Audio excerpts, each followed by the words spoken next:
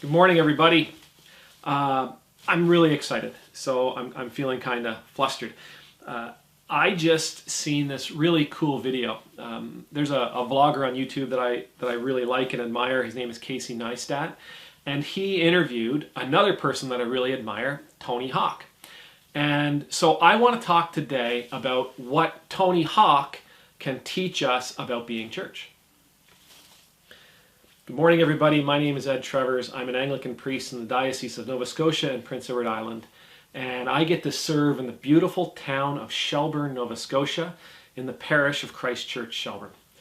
And so let me just start off by saying this. So Casey Neistat, filmmaker, amazing storyteller. I think Casey is probably one of the premier innovators in the YouTube world, where he changed the way YouTube was being used to tell story. Tony Hawk, another innovator. From the time he was a young boy, he was skateboarding, and he became a champion. He became a skateboarding legend. I think Tony Hawk is to skateboarding as Wayne Gretzky is to hockey. I believe Tony Hawk is probably that person that if you had to say somebody was responsible for bringing skateboarding mainstream, I think it was Tony Hawk. And just from what I can see, I've never met the man in person, but from what I can see, just a genuinely nice guy. Always encouraging, always empowering, always equipping, always challenging. So in the course of this interview, what you hear about Tony Hawk is, not only was he a skateboarding phenom, not only was he a champion, but he worked really, really stupid hard at something that he loved to do. He loved skating. He loved skateboarding. And so he worked really, really hard at it. He challenged himself. He pushed himself. He fell down, but he got back up. He wanted to be the best because he loved what he was doing. The other thing you hear is that now he's over 50 years old. He's no longer competing like he used to, but skating is still the prime focus of his life. It's still the focal point of his life. It's still the thing that he does over and over and all the time. It's still the thing that he enjoys. It's still the thing that he loves. It's still his passion. But it's also the thing that feeds him. It's the thing that feeds his family. It's his livelihood. But it's not because he's skating anymore. It's not because he's skating for money anymore. It's not because he's skating for championships anymore. It's because he allowed the thing that he loved doing to evolve. And it became clothing line. It became shoes. It became skateboards, the boards themselves.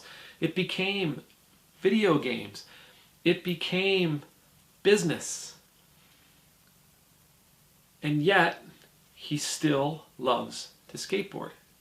Because that number one thing, the first love, is still the thing that he does. So while skateboarding is corporate, for him it's also a way to get from point A to point B. What does this have to do with the church? If you read the book of Acts from the very beginning, our church grew because we were doing what we loved. We were getting together. We were talking about God. We were talking about the love of God that was so evident in the life of Jesus Christ. We were sharing with one another based on that love. We were coming to a deeper place of relationship with God and with one another. We were sharing the gospel. We were sharing the gospel in our words. We were sharing the gospel in our deeds. We were sharing the gospel in our actions. We were sharing gospel in our time, in the way we used our time.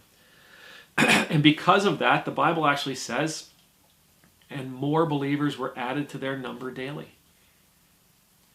So for us, we need to be a little bit more like Tony. We need to focus on doing the thing we love to do. The church is at its best when it is talking to or talking about God. The church is at its best when we in the church are sharing the gospel of Jesus Christ in whatever form that may take. Whether it's in our music, or whether it's in our liturgy, whether it's in our collar, whether it's in our vestments, whether it's in our prayers, whether it's in our gatherings, whether it's in our meals, we need to continuously do what we love to do, which is sharing the gospel of Jesus Christ with the world. The other thing we need to do that we learned from, from Tony Hawk is we need to allow the way we do what we love to do to evolve. We need to allow the way we do what we love to do to evolve. So if I love sharing the gospel, but I love sharing the gospel through music, then over time I need to let the music evolve. If I love sharing the gospel through our liturgy, then I need to let the liturgy evolve. All the while being absolutely certain to continuously share the gospel of Jesus Christ, because that is what I love to do. If you think about that early church, in Jerusalem, gathering together, if they had said to ourselves, you know what, we get together all the time and we eat together and we're always giving to the poor, and we're always praying, and we're always studying, and we're always learning, and we're always encouraging each other, but we're not going to leave this room, then they would be doing the thing that they love to do, but they would not be allowing it to evolve. And it was in the evolution of the church that the church grew to the point that I can be here today. It grew to the point that you can be a Christian, that you can be on your journey. If they had never left that room, then that's the only Christian church. And eventually it would have died. But they allowed it to evolve. I guarantee their gatherings back then looked nothing like my gatherings on Sunday morning in the Anglican church that I serve in. I guarantee they looked nothing like a Pentecostal service might, or a Southern Baptist service might, or a Presbyterian or a Roman Catholic service may look like. It's completely different because we allowed it to evolve.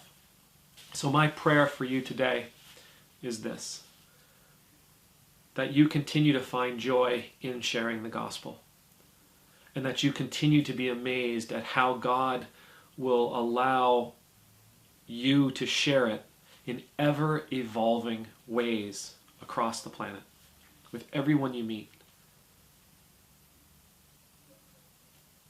May God bless you. May God keep you. May God make his face shine upon you. May he always be gracious to you. May you know the peace of God that comes from his presence. And may you know the reward of doing what you truly love. Amen. Thank you, everybody, for spending this time with me. Thank you for choosing to be here today. I pray God's blessings will be upon you. If you liked what you saw, please hit the like button down below. If you'd like more of our content, hit subscribe. If there's something that you want us to talk about, if there's something you want to make mention, please feel free to leave a comment. I will be praying for you. Please say a prayer for me. I'll see you tomorrow. God bless.